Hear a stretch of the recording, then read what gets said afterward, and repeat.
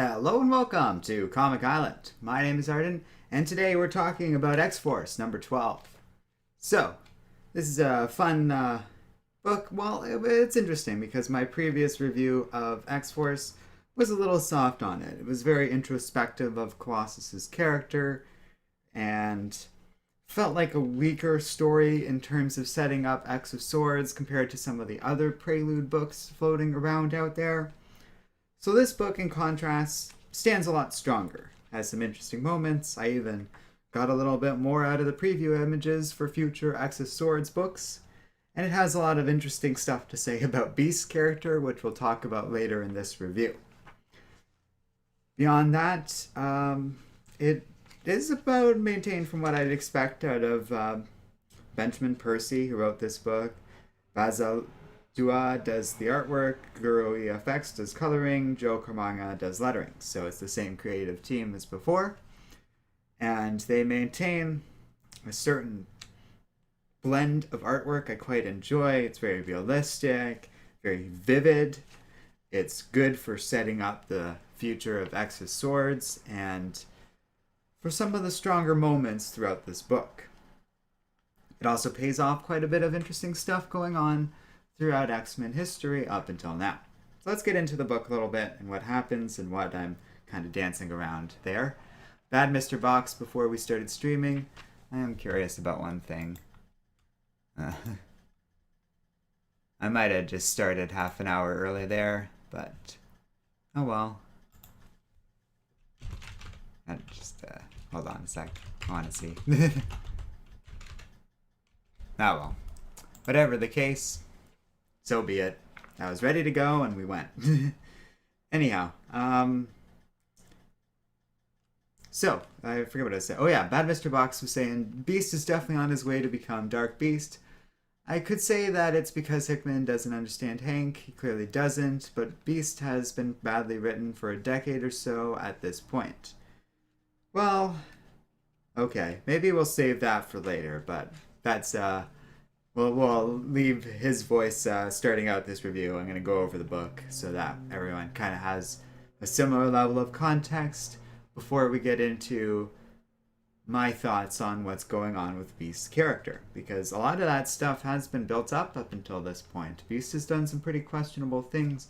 Basically wiped out an island nation through his actions. Even if it wasn't deliberately so, he was largely responsible for that storyline and what went down there. And has done a number of other questionable things throughout the history of Krakoa so far. If anything, he's one of the most consistent, the villainous characters through Krakoa, including Apocalypse, Mr. Sinister, and a few others, which is remarkable. Anyhow, we pick up where the last issue left off with a dying Quentin Quire standing over this mysterious Russian, presumably mutant, named Mikhail. I don't know if I'm remembering a comic wrong or if I am incorrect about something, but I kind of feel like he's a brother of some sort to Colossus, and maybe I'm mistaken there, but I don't know. Anyhow, Beast finds an injured Sage and sort of attaches some Krakoan helmet to get her back up on her feet because they have some stuff going on, and clearly things are going down. They don't know what exactly happened, but they find a message left behind by Quentin Quire just saying Mikhail's name. We then cut to those, the Xeno people, who are the various remnants of organizations such as Weapon X and various countries' equivalents around the world, banding together against the mutant race that have been well established across the X-Force series thus far. But what we didn't know is that they are very much connected to this ongoing Russian mutant nation that's been rising up, as detailed across a couple of books, most especially Wolverine in this series.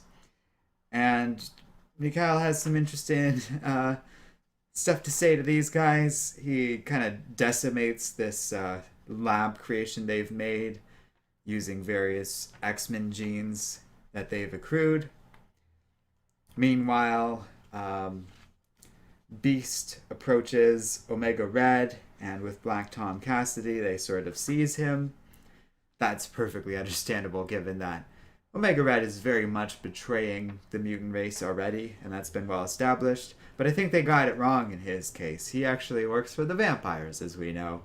Well, although I think they're very much connected to Russia too, but that is unclear. Then we get a cool insert, and we've seen this insert before of the various X of Swords stuff, but we see some things that we hadn't before. These preview images are very different. They give us a bigger sense of what kind of foes the X-Men are going to face and what kind of content we got going forward. The first impression being there's going to be a lot of swords in this story, which should surprise no one. Wolverine's cover's got a million different types of swords on him. And there's little blurbs that I think kind of, I don't know, are hinting at stuff that it's hard to even make out. Like, there's just like so much going on across the series, and it very much goes along what I was saying. Like, yes, it's 21 parts, but there's clearly different parallel stories going on. You don't have to engage in every single little element of X of Swords, I believe. But we get stuff like stealth, the power within, the burden of knowledge, a secret flight, a long journey, a thief and a queen. Lessons, longing, what has begun cannot be undone. It doesn't say a lot of stuff specifically, but the images paint a picture of these big stuff going on with like Apocalypse squaring off against legions of something, the Marauders in a cool image, Wolverine's adamantium skeleton reaching out towards some dark figure with a scythe, all these cool things. And then we get these characters I haven't seen before, the Sword Bearers of Araco, which seem connected to what's going on in Cable series. And there's a bunch of cool aliens, including one that's like a four-armed crocodile with like a stone armor thing going on. Maybe. It's hard to fully grasp what I'm looking at there, but it looks awesome. There's a ton of characters that they give us names without really having a ton of details about what it all means. And then even more covers on the back, and more little blurbs that hint at X of Swords being pretty big beyond even what's been teased so far. We then cut to Colossus still moping at the farm. Beast approaches and says, "Oh, you need to come with us." And they're like, "Oh, don't worry, like, we just have a few questions." And Beast is like, "I'm sure you can explain everything." It pretty quickly becomes kind of this pseudo-violent confrontation, but Colossus eventually agrees to go peacefully and finds all the mutants waiting for him. And Logan's like, "This wasn't the plan," but Beast is like, Beast basically is like, "I'm doing my job. If he's innocent, we'll make a spectacle of that as well, but we're making a spectacle of showing that no mutant is special, and if Russia's going to be a problem, they're basically going to intern their Russian mutants." It's a real moment. Anyways, back at the Xeno lab, Mikhail's like, "Well, you've done all this stuff with these various mutant bodies you found, but let's see what you can do with Quentin Quire and his corpse," which is devastating and really gets into sort of the recklessness of these mutants being able to just revive themselves indefinitely. Their bodies are going to be valuable property going forward. And I don't know, the sheer power Xeno might be able to extract out of that kid is pretty terrifying in and of itself. Jean Grey is then called in, and you might recall that she has basically left the X-Force team, but Logan's like, "I need you for this." And she finds an imprisoned Omega Red and Colossus, and Logan says, "You got to figure out the truth from this." There's finally a really interesting text blurb where Colossus very much contemplates just smashing Beast and his face in on the fields of that farm, but he ultimately didn't. And it's a pretty interesting book overall, dealing with this morality and stuff. And now I'll get into what Bad Mr. Box was saying earlier, and I feel like it goes back even farther. Like you said, a decade, but Beast has never been a truly ethical character. And even in his earliest, like, Stan Lee era days, he's done some pretty messed up things when you deal with the actual concrete nature of what he does and whether or not he bothers to like get people's consent for things, his recklessness, his disregard for certain moral norms. In some ways, it is in character, and I do feel like that's especially true given the drift of Krakoa and a lot of what the X-Men society and what the mutants are doing as a whole isn't like they aren't necessarily just the good guys anymore. And I quite like that. So I'm not necessarily against what they're doing with Beast's character, and I think in some ways it is an understanding of this character. Because this character will do a lot so long as he can justify it to himself. And that's the Beast I know. Even like going back to his earliest days, long before the modern era. He's a very interesting character, but I think there's a certain genuinely Machiavellian aspect to his personality, and not in some cutesy, like, fake anti-hero way. Beast will genuinely do messed up things if he thinks it will ultimately benefit the mutant race, which has been a pretty consistent theme beyond even the Krakoan society stuff for this character. And yeah, I hadn't really thought about him becoming full-fledged Dark Beast as Bad Mr. Box suggested, but I did think a lot about how he's been working on an island with a lot of X-Men villains that have been taken on board, and certain compromises have had to have been made, and Beast seems right in line with that. Which is interesting. Maybe there is a direction for Dark Beast. Maybe that is something Mr. Sinister is quietly working on. Because he's been suspiciously cooperative with certain things, and perhaps that would be a significant move in his favor with Dark Beast. Who knows? Because that could happen, and he could still just end up being part of the Krakoan team. Regardless, I think it was an interesting moment for his character. It might go too far here, in spite of what I just said, because he's straight up setting up this sort of internment camp in history for the Krakoan society. I don't necessarily think it's bad writing, but I think it gets into how messed up he is. I think, you know what I think. Sorry that I'm stumbling on this, but it's kind of occurring to me in real time, I guess. Early on in this X-Force series, they kind of established this wasn't the equivalent of X-Force teams in the past, where these past X-Force books were all about these teams being a Black Ops crew, a single team to do Black Ops missions for the fledgling group of X-Men. But Krakoa is a nation now. The mutants aren't just this little school anymore, and the Black Ops team, which made sense in the era of decimation and utopia, didn't necessarily work for a whole island of Krakoa. And they set them up as the CIA, or their equivalent. And I understood what they were going for, or well, I thought I understood what they were going for at the time, but I don't think they really appreciate Ben Percy and Jerry Duggan and the people writing this stuff were going for, is that they really meant the CIA. And all of the CIA's history, for good and ill.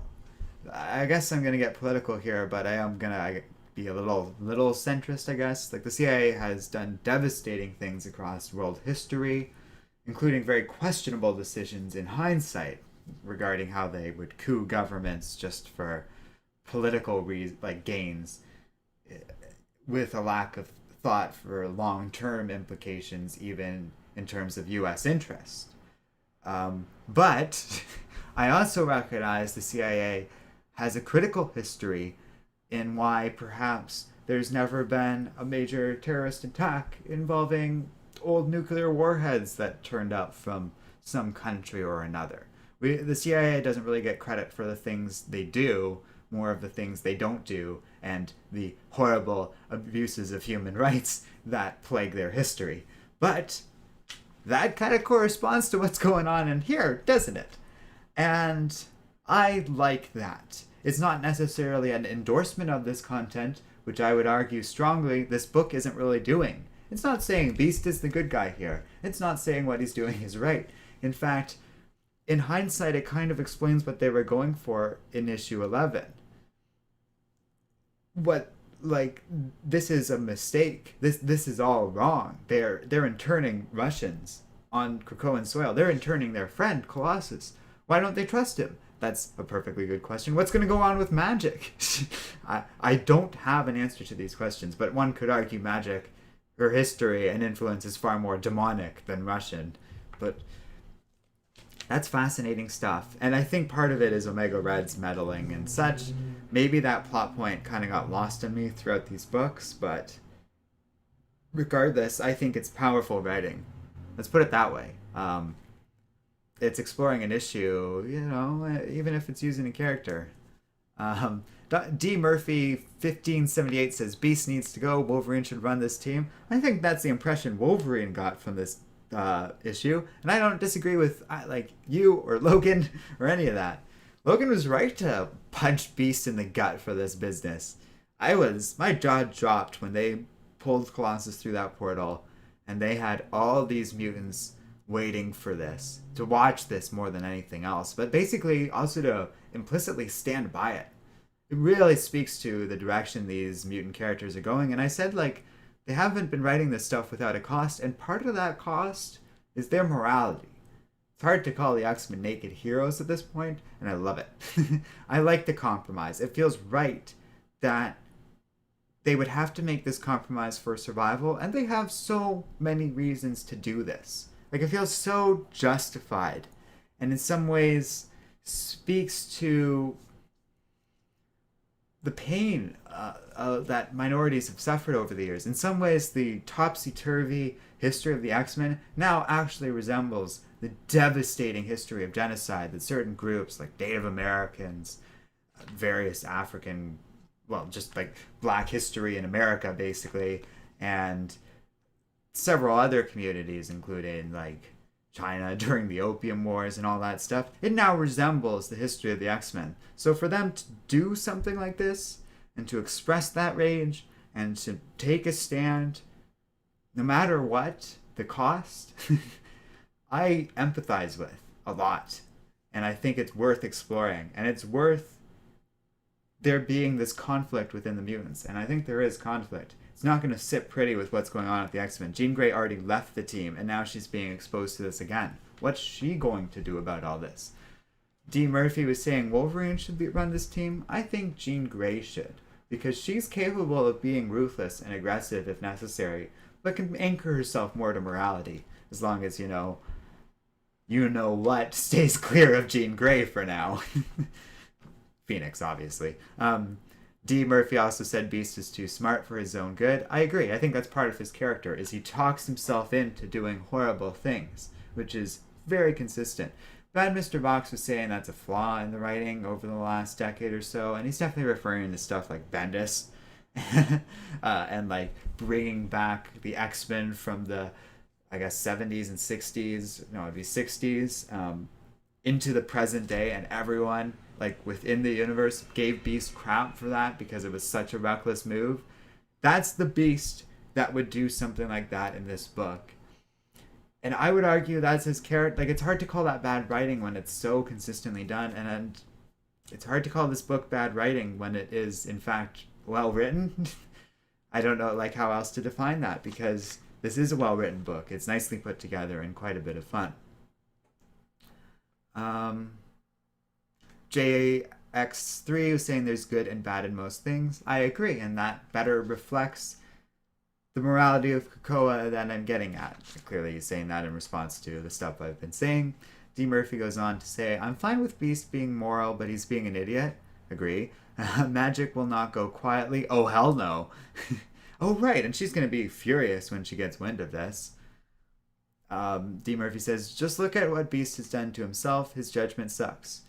I don't disagree with a single thing you said. I think Beast is an interesting example of a smart person who often makes mistakes, does the wrong thing, and is at the end of the day, pretty stupid in certain regards. He's reckless, even though he's brilliant, and it bites him in the ass over and over again, and he always talks himself out of ever quite learning that lesson. And that gets into that stuff I was saying earlier in this review about Beast being very Machiavellian.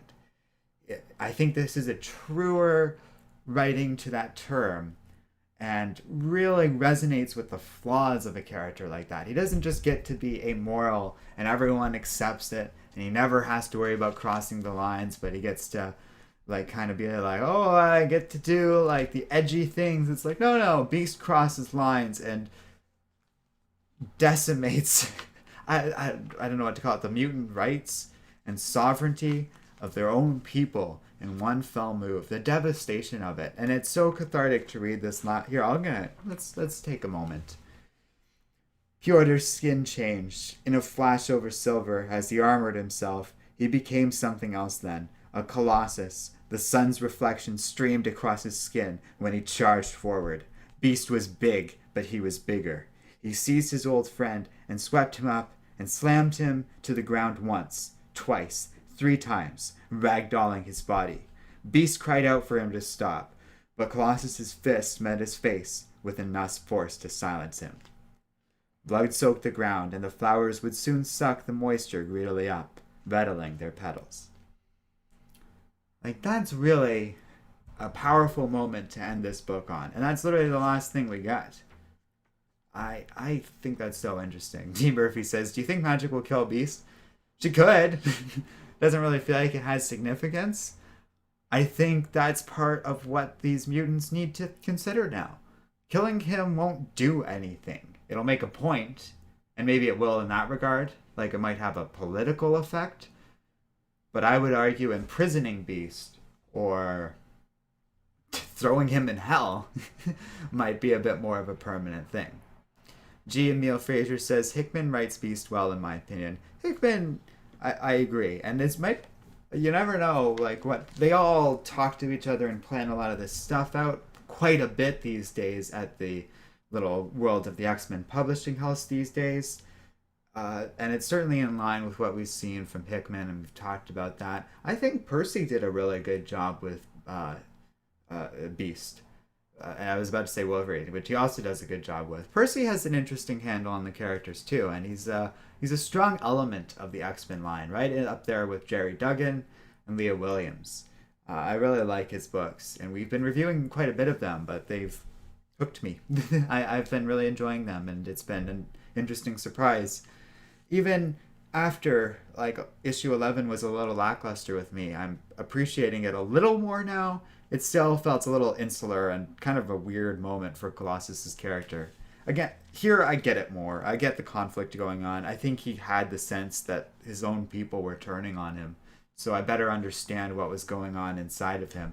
It just kind of feels like some of this stuff came out of nowhere, but now that it's here, and now that it's being explored, I do like it. So it is worth kind of saying that. Like, X-Force still isn't the strongest X-Men book out there, but it still feels very important for all this Exosword stuff, and I still love the team and its potential overall. D. Murphy, 8 out of 10. Oh, wait. Oh, yeah. 8 out of 10, she kills him then again after Resurrection. Hey, that would be funny. We haven't really gotten that too much yet. G. Emil Fraser says, what do you think Kid Omega dying each issue is alluding to? Now, that's an interesting question, because up until now, and not even beyond even your comment, I had considered it just to be a bit of a running gag, because it actually happens beyond even X-Force, I feel. I think it might even just be alluding to what happens here, where Zito now has that body. And D. Murphy was saying he's the new Kenny. Yeah, that was kind of my impression, was it was a bit of a recurring joke, but it might have some significance. We'll see. Certainly the amount of times they tried to resurrect Kitty Pryde is of significance, because they didn't really drop that plot line in the latest Marauders issue, and we'll talk about that later. But it might just be, this is the consequence of that. And that's a pretty huge consequence. because Zito now has the corpse of an Omega level mutant, and one that's not terribly damaged either. uh, I really didn't think. I don't know if it's any more than that though. I think they got enough going on with X's swords that it's gonna be that. But we got a lot to look forward to, I have to say. I realize people are a little wary of the 21 parts, but like I said, I don't think it's like you have to read every single issue to enjoy it. If you like the X Force books, you just keep reading X Force, and it will get into that stuff. I don't know if you need to read X's Swords Creation, for example, but we will, and we'll find out. But I'm way behind on Excalibur, for example, and I doubt I'll catch up in time to talk about it for the series, and I don't truly think it's going to matter that much. Maybe there'll be a couple of little references to plot points that I don't quite pick up on, but these books usually do a pretty good job of explaining that stuff when I do miss things like that, and I haven't really suffered in that regard thus far. Fraser saying, then that would mean Professor X really sucks at protecting his Omega level mutants. Well, that's definitely true. We know that already from like even as far back as House of X, when they sent off all those mutants to a Sentinel factory at the sun with the full knowledge that none of them were probably coming back, and they didn't. They have to know by now that these corpses are going to be a bit of a problem, but I think they knew no matter what they did, any technology or biotech they were working with would eventually fall into enemy hands. The key thing is to just build up enough redundancies, protection, and power to fight off these threats that will eventually emerge. And I think that's right, because these threats always emerge against the X-Men no matter what, and they're always Colossus in size, power, and resources. You might as well pack a punch with Krakoa and amp it up the way they did. Which I think feels right to me. D. Murphy is saying, Krakoa sucks at being country in general. I disagree. We see the conflict going on and the edges of it a lot, but you have to remember that most civilians on Krakoa, they've established in I think Wolverine's book, aren't combat ready and live peaceful, happy, relatively utopian lives where all their needs are met. We see the frontliners who have to do the dirty work of keeping this nation afloat. But this nation is rich, richer than any other real-world nation on Earth, thanks to their profound advances in biotechnology that are still limited right now, but they're making a fortune across the world because of that. They have protections and diplomatic privileges not comparable to any other nation in the world. And they've secured that because of their tremendous resources and ability to hold against each other. That's actually something I really like. Those little details that exist kind of in the background of all of this.